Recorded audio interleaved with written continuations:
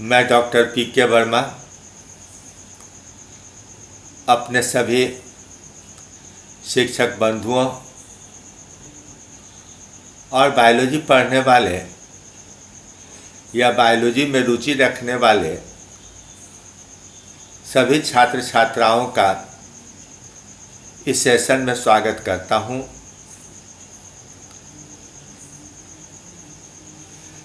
पिछले सेशन में हम प्लांट किंगडम में थैलोफाइटा अर्थात एल्गी का अध्ययन कर रहे थे। अब हम लोग दूसरा डिवीजन ब्रायोफाइटा का स्टडी करेंगे।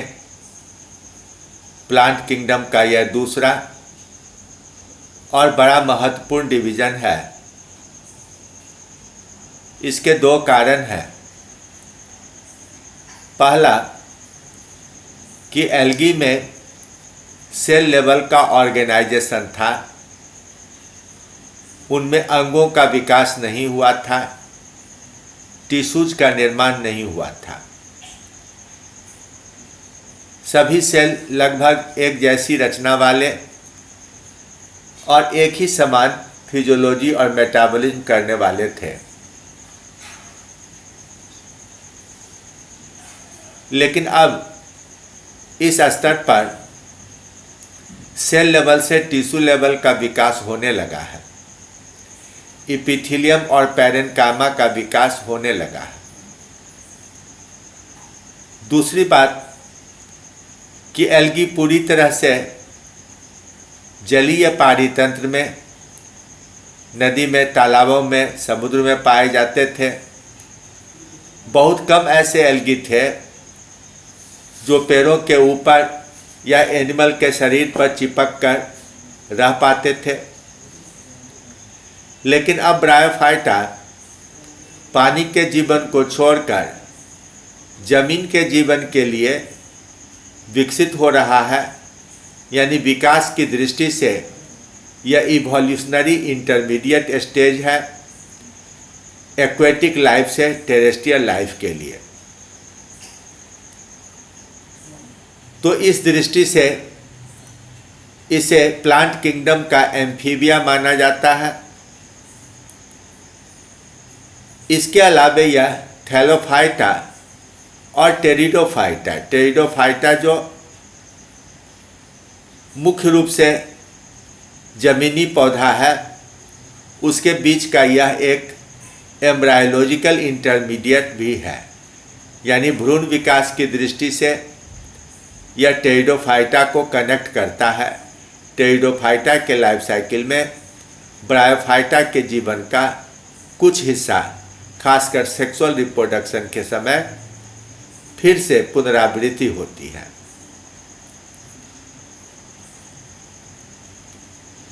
अधिकांश ब्रायोफाइटा बहुत छोटे, कुछ 1 मिलीमीटर आकार के या थैलस के रूप में 30 से 40 सेंटीमीटर के आकार के हो सकते हैं। लेकिन डाउसोनिया नाम का एक ब्रायोफाइटा 70 सेंटीमीटर के लगभग ऊंचाई का है। इसे आप एक विशेष तरह का अधिक विकसित मॉस कह सकते हैं। अब ब्रायोफाइटा में कुल 960 जेनेरा है और 25,000 के लगभग स्पीशीज हैं। यानी यह एक बड़ा सा डिवीजन है। कुछ ब्रायोफाइटा पूरी तरह से एक्वेटिक यानी पानी में रहने वाला है। कुछ पत्थर चट्टानों पर भी विकसित होता है और ऑर्गेनिक पदार्थों को प्राप्त करता है। यह पत्थर चट्टानों को नष्ट करके उसे मिट्टी के निर्माण के लिए भी बायोलॉजिकल डिकम्पोजिशन कराता है। वह पत्थर चट्टानों के बीच ह्यूमस उत्पन्न करता है, जिससे कि आगे हायर प्लांट्स की उत्पत्ति वहाँ पर हो सके। तो प्लांट सक्सेशन में पत्थरों पर विकसित करने वाले ब्रायोफाइट्स काफ़ी महत्वपूर्ण होते हैं।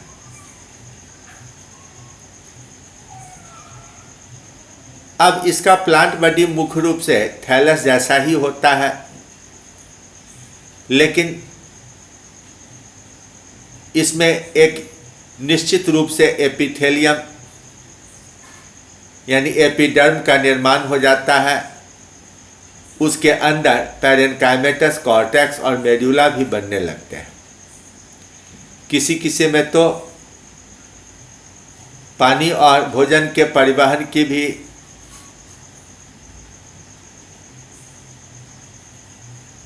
अंगों का विकास होने लगता है। अब इसका मुख्य प्लांट बॉडी हैप्लॉइड यानी गैमेटोफाइट होता है, जिस पर कि एंथेरिडिया और आर्किगोनिया नाम के मेल और फीमेल ऑर्गन्स का विकास होता है। फर्टिलाइजेशन आर्किगोनियम के अंदर होता है, वहाँ ओवम बनता है और एंथेरोजोइट्स जो लंबे स्पिंडल आकार के और बाइफ्लैजिलेटेड 2 फ्लैजिला वाले मेल गैमीट्स हैं, तैरकर आर्किगोनियम में प्रवेश करते हैं और उसके वेंटर में ओवम का फर्टिलाइजेशन कराते हैं। मैच्योर होने पर आर्किगोनियम के कुछ सेल्स वेंटर कैनाल सेल, नेक कैनाल सेल, कैप सेल इत्यादि जब डिकम्पोज करने लगते हैं तो उनसे कई प्रकार के ऑर्गेनिक एसिड्स, अमीनो एसिड्स और शुगर निकलते हैं। इन सब का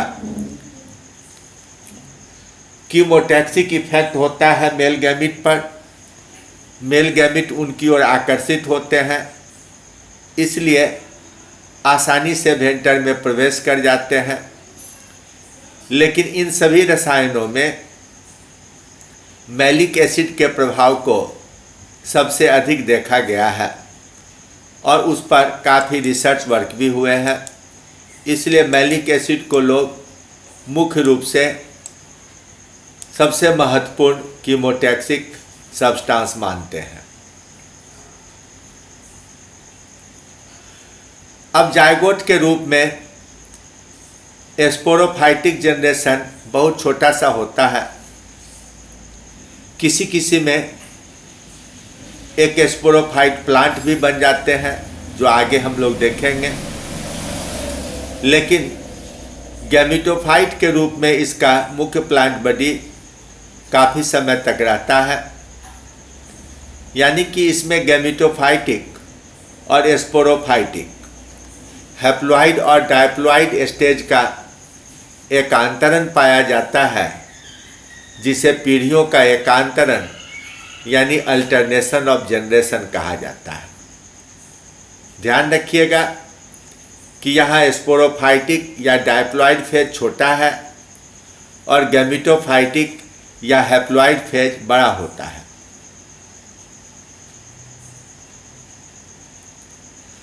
अब आइकलर नाम के वैज्ञानिक ने 1883 में ब्रायोफाइटा को 2 क्लासेज में बांटा था। हिपैटिकोप्सिडा, जिसे हम लिवरवर्ट कहेंगे, और ब्रायोप्सिडा, जिसे हम मॉस कहते हैं। एंथोसिरस का कुछ अपना अलग महत्व है। उसके नाम पर एंथोसिरोटोप्सिडा नाम का एक क्लास बनाया गया, लेकिन अधिकांश वैज्ञानिक एंथोसिरोटोप्सिडा को अलग नहीं मानकर हिपैटिकोप्सिडा के अंदर या हिपैटिसी के अंदर ही रखना पसंद करते हैं। फिर भी हम लोग इसकी चर्चा अलग से करेंगे। काफ़ी सारी बातें थोड़ा हायर लेवल पर पढ़ाई जाती हैं। हम लोग तत्काल एक एक कर कुछ कॉमन कैरेक्टर्स देखें। क्लास हिपैटिकोप्सिडा में जो मेंबर्स होते हैं उनके थैलस का एक चपटा सा आकार होता है। अक्सर 2-2 लोब्स में ये बंटे होते हैं, इसलिए इसकी तुलना लीवर से की गई। लीवर में भी 2, 3, 4 या 5 लोब्स बटे पाए जाते हैं। हिपैटो का मतलब ही होता है लीवर और हिपैटिक का मतलब लीवर से संबंधित, तो इसलिए लीवरवर्ट या हिपैटिकोप्सिडा नाम दिया गया। अब इसमें लगभग 10,000 स्पेसीज हैं।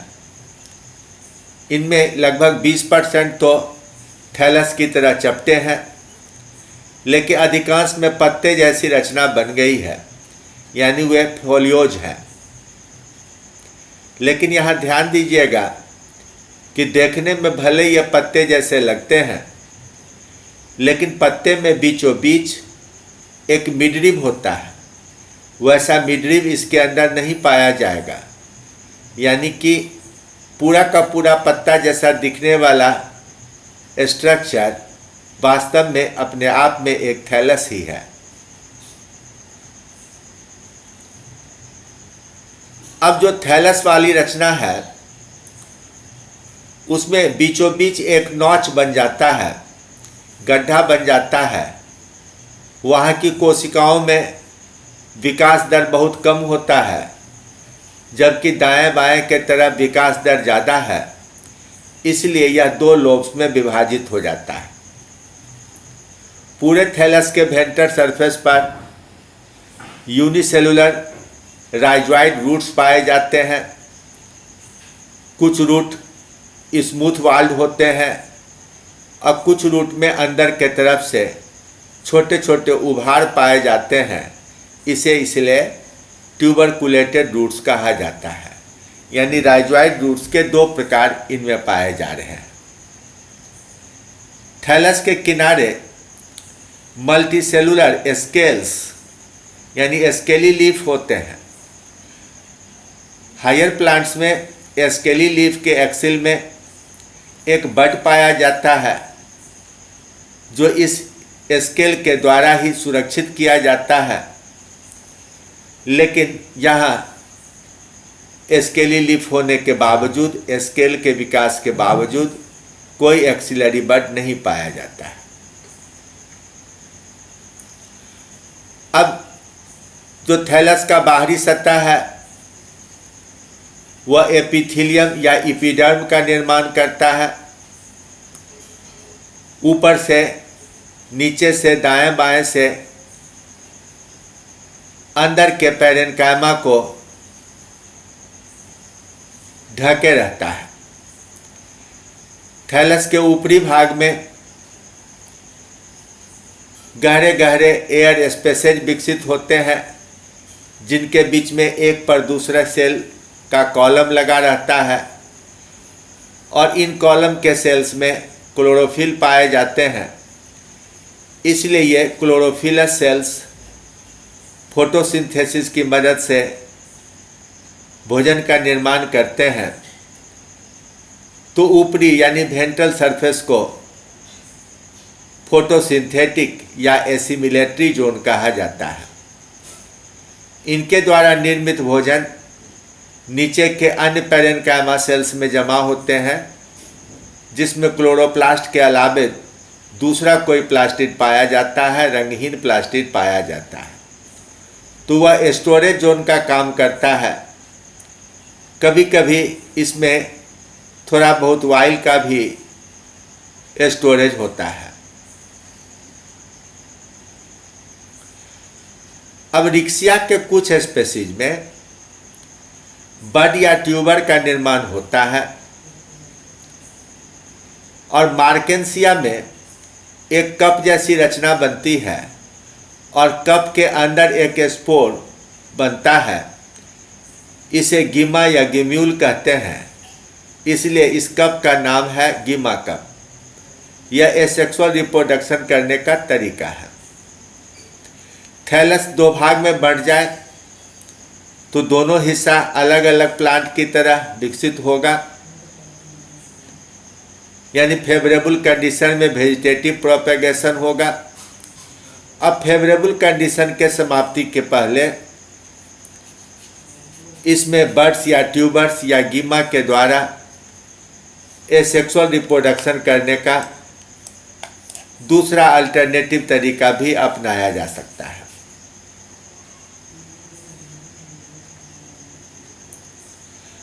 अब डॉर्सल सरफेस पर एंथेरिडियम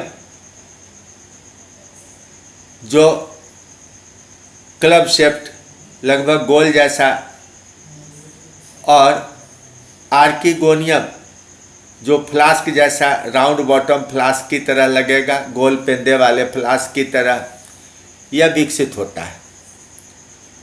तो एंथेरिडियम मेल सेक्स ऑर्गन है जिसमें एंथेरोजोइट या मेल गैमीट बनेगा, और आर्किगोनियम फीमेल सेक्स ऑर्गन है जिसमें ओवम का निर्माण होगा।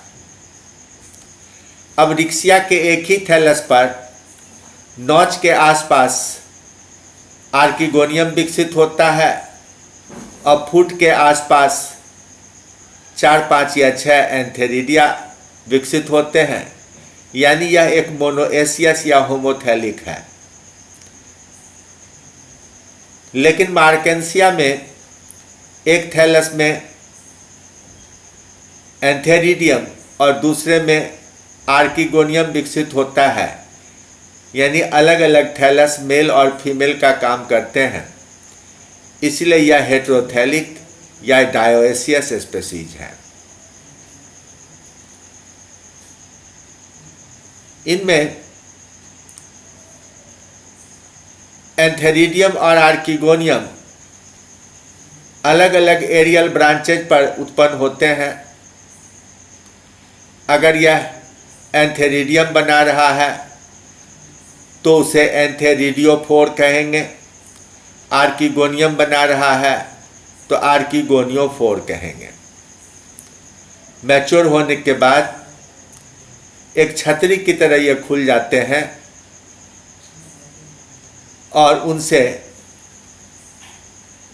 खास करके एंथेरिडियोफोर से एंथेरिडियम खुलता है और मेल गैमीट इधर उधर पानी में बिखर जाते हैं।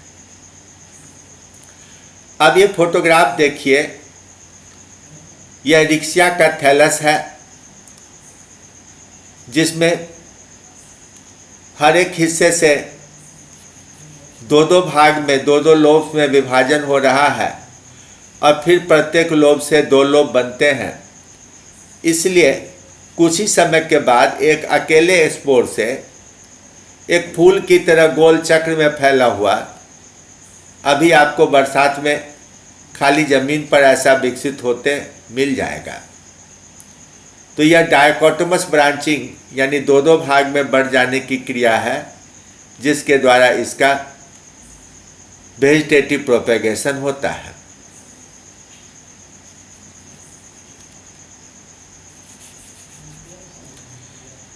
अब देखिए इसमें लाइंस हैं बीच में बने हुए, आप देख रहे हैं कि फुट के पास से ऊपर जाके 2 भाग, फिर प्रत्येक भाग से 2 भाग और फिर उससे 2 भाग, ऐसे विभाजन होते जाता है। तो मदर थैलस जो सबसे नीचे है वह अगर गल जाए तो फिर ऊपर 2 भाग बढ़ जाएगा, और ज़्यादा गल जाए तो 4 भाग बढ़ जाएगा। तो इस तरह से गोल होते हुए एक चक्र में, जैसा पहले आप फोटोग्राफ में देखे, उस तरह से इनका वेजिटेटिव प्रोपेगेशन होते रहता है। अब देखिए यह मार्केंसिया का फोटोग्राफ है। इसमें थैलस की सतह पर आपको गोल गोल कटोरे जैसी रचना दिख रही है, यह गिम्मा कप है और इसमें गाढ़े हरे रंग का आप देख रहे हैं स्पोर विकसित हो रहा है। बाद में यह सूखकर भूरा या काला हो जाएगा। यहाँ यह आर्किगोनियम है, फीमेल सेक्स ऑर्गन। आप देख रहे हैं एक लंबा सा नेक है। प्रारंभ में इसके ऊपर कवर सेल बंद रहता है। नेक में 5-6 सेल्स, 6 सेल्स आमतौर से नेक कैनाल सेल बनाते हैं। नीचे का गोल हिस्सा वेंटर है, उस पर भी एक सेल वेंटर कैनाल सेल होता है और वेंटर में एक अकेले ओवम का निर्माण हो रहा है। जब यह मैच्योर हो जाता है तब वेंटर कैनाल सेल और नेक कैनाल सेल गल जाते हैं और उससे विभिन्न ऑर्गेनिक पदार्थ पानी में धीरे धीरे डिफ्यूज करने लगते हैं। यह है मेल सेक्स ऑर्गन एंथेरिडियम।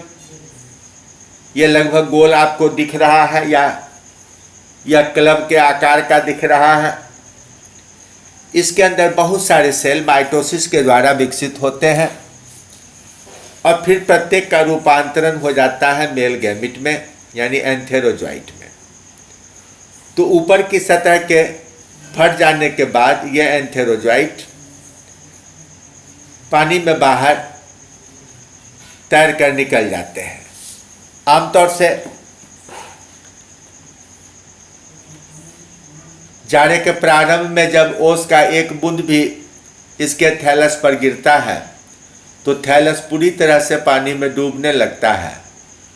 तो ड्यू ड्रॉप के अंदर ही तैरते हुए ये मेल गैमिट एंथेरिडियम से आर्किगोनियम में प्रवेश करते हैं। अब एंथोसिरोस की बात करें, यह छोटा सा ग्रुप बनाता है जिसे एंथोसिरोटॉप्सिडा कहते हैं। इसमें जो ओरिजिनल थैलस है वह तो लोब की तरह चपटा होता है, लिवर लोब की तरह। यह गैमिटोफाइट है। इसमें भी राइजॉइड रूट्स होते हैं, लेकिन ये रूट्स स्मूथ वाल्ड होते हैं। इसमें वेंट्रल स्केल्स नहीं पाए जाते हैं, एयर चेम्बर नहीं पाया जाता है। जो मेल और फीमेल सेक्स ऑर्गन है एपिडर्म के नीचे थोड़ा गहराई में धंसे होते हैं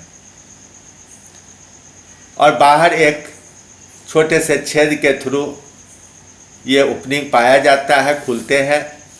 उसे स्लाइम पोर्स कहते हैं। उसमें लसलसा पदार्थ भरा रहता है।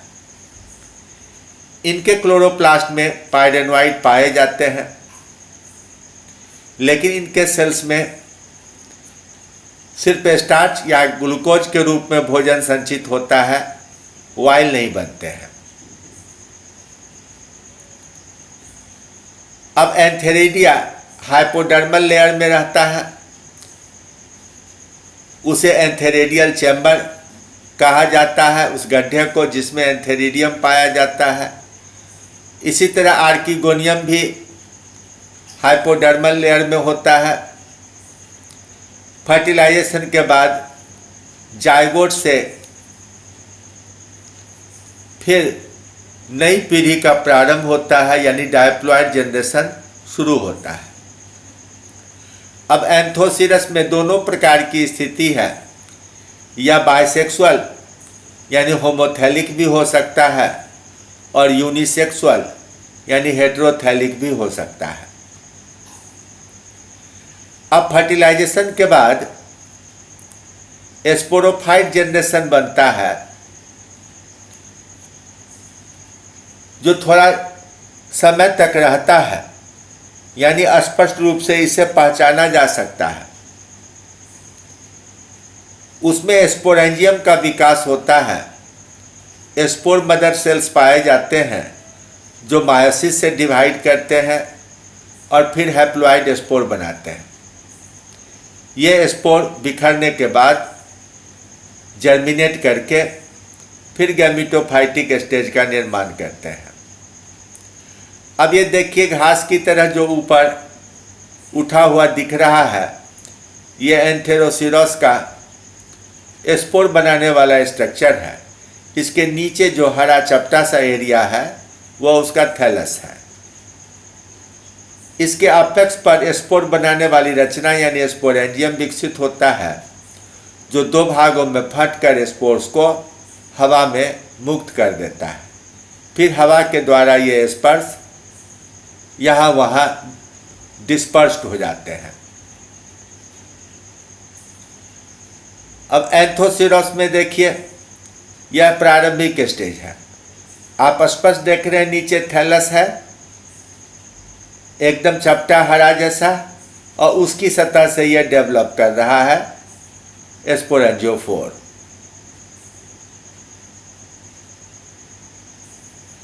अब दूसरा क्लास है ब्रायोप्सिडा या मॉस। इसमें लगभग 12,000 स्पेसीज हैं। ये अक्सर नल के आसपास, कुएं के आसपास, बरसात में भीगे हुए दीवार पर, पत्थर चट्टानों पर छोटे छोटे पौधे के रूप में एकदम फैल कर विकसित होते हैं। किसी किसी स्पेसीज में चमक पाई जाती है, ये लुमिनस होते हैं, चमकने वाले। इनका विकास रेडियल सिमेट्री में होता है। ये ब्रांच्ड होते हैं, जमीन पर छितरा सकते हैं, लतर सकते हैं, या उनके वर्टिकल ब्रांचेज पत्ते जैसी रचना समेत विकसित होते हैं। अब इसमें अधिकांश स्पेसीज 2 से 12 सेंटीमीटर आकार का होता है, लेकिन कोई कोई मॉस 60 सेंटीमीटर तक ऊंचा या लंबा देखा गया है। इनमें भी बहुत सारे राइजॉइड रूट्स विकसित होते हैं और प्रोस्टेटिंग ब्रांच, जो लतरने वाला जमीन पर का ब्रांच है, उसमें ये बहुतायत से पाए जाते हैं जमीन के संपर्क में। रिक्सिया के विपरीत इनके राइजॉइड मल्टीसेलुलर होते हैं। अब इनमें पानी के संवहन के लिए हाइड्रॉइड और भोजन के परिवहन के लिए लेप्टोइड नाम के टिश्यू विकसित होते हैं, लेकिन ये क्रिया में जाइलम और फ्लोएम की तरह है। रचना में ये सिंपल पैरेन्काइमा ही है, जो बीच के हिस्से यानी मेडुला वाले हिस्से में विकसित होते हैं। इनमें असेक्सुअल रिप्रोडक्शन के लिए बर्ड्स, ट्यूबर्स, गिम्मा, प्रोटोनीमा इत्यादि बनते हैं, और सेक्सुअल रिप्रोडक्शन के लिए अलग अलग ब्रांचेज पर एंथेरिडियम या आर्किगोनियम विकसित होते हैं। आर्किगोनियम के वेंटर को ऊस्फेयर कहा गया, और उसके अंदर ओवम विकसित होगा, जो फर्टिलाइजेशन के बाद ऊस्पोर कहलाएगा। अब ऊस्पोर से जो स्पोरोफाइटिक जनरेशन विकसित होता है, उसमें फुट, एक डंटीनुमा सीटा और ऊपर में एक गोल रचना कैप्सूल इत्यादि विकसित होते हैं। कैप्सूल के अंदर ही बाहर की तरफ से खोल या थीका और अंदर के तरफ का हिस्सा कॉलुमेला है, जिसके चारों ओर बहुत सारे पोर सैक्स बनते हैं, स्पोर सैक्स बनते हैं। उसमें बहुत सारे स्पोर्स का निर्माण मायोसिस से होता है, यानी हैप्लॉइड स्पोर्स बनते हैं। मैच्योर होने के बाद इसका ढक्कन यानी ओपरकुलम फटकर ब्लास्ट करके अलग हो जाता है और स्पोर्स इधर उधर बिखर जाते हैं। अब इन स्पोर्स के जर्मिनेशन से प्रोटोनीमा बनता है और फिर वह आगे विकसित होते हुए पत्ते जैसे ब्रांचेज में कन्वर्ट करते चला जाता है। यानी कि इसमें गैमेटोफाइट के अलावे डायप्लॉइड स्पोरोफाइट भी काफ़ी विकसित होता है। तो हिपैटिकोप्सिरा की अपेक्षा इसमें ज़्यादा स्पष्ट अल्टरनेशन ऑफ जनरेशन यानी पीढ़ियों का एकांतरण पाया जाता है। मॉस का कोई आर्थिक महत्व नहीं है। गमले इत्यादि में डाल दिए जाने पर यह मॉइस्चर को, नमी को सोखे रहता है, तो मिट्टी सूखने से बचाता है। पत्थर चट्टानों पर यह विकसित होता है तो उसकी सतह को नष्ट करते रहता है, ह्यूमस का निर्माण करता है, जिससे कि आगे अन्य पौधों के जनरेशन इसमें विकसित हो सके। तो हम ये कह सकते हैं कि यह सक्सेशन में मदद करता है, अन्यथा इसका न तो कोई मेडिसिनल वैल्यू नज़र आता है और न एडिबल वैल्यू। अब इस फोटोग्राफ में आप देख रहे हैं कि किसी ठोस सतह पर किस तरह से मॉस यानी काई का विकास हुआ है। आप अपने घर के आसपास भी देखिए, कहीं छायेदार जगह पर जहां वर्षा के पानी से भीगता हुआ सतह हो, आपको काई दिखाई पड़ेगा। आप उसे छू के देखें, वेलवेट की तरह आपको कोमल लगेगा। लेंस या जूम लेंस की मदद से आप इसका फोटोग्राफ ले सकते हैं। तो ये देखिए, एरियल ब्रांचेज में गोल गोल रचनाएं आपको दिख रही है। यही इसका कैप्सूल वाला हिस्सा था। इस कैप्सूल का ये फाइन स्ट्रक्चर है। इसका जो सेंट्रल पार्ट है, ऊपर के तरफ से आप देख रहे हैं कॉलुमेला लिखा हुआ है, उसी के अंदर स्पोर्स का निर्माण होगा और ऊपर का ढक्कन यानी ओपर्कुलम के फट जाने पर ये स्पोर हवा में बिखर जाएंगे। तो इस तरह आपने विभिन्न ब्रायोफाइट्स के विषय में एक बेसिक जानकारी हासिल किया। अब अगले सेशन में हम लोग ब्रायोफाइटा के बाद टेरिडोफाइटा का अध्ययन करेंगे, जो इससे ज़्यादा विकसित प्राणी पौधा होगा। उसका जीवन चक्र भी ज़्यादा जटिल होगा। तब तक के लिए धन्यवाद। Thank you very much.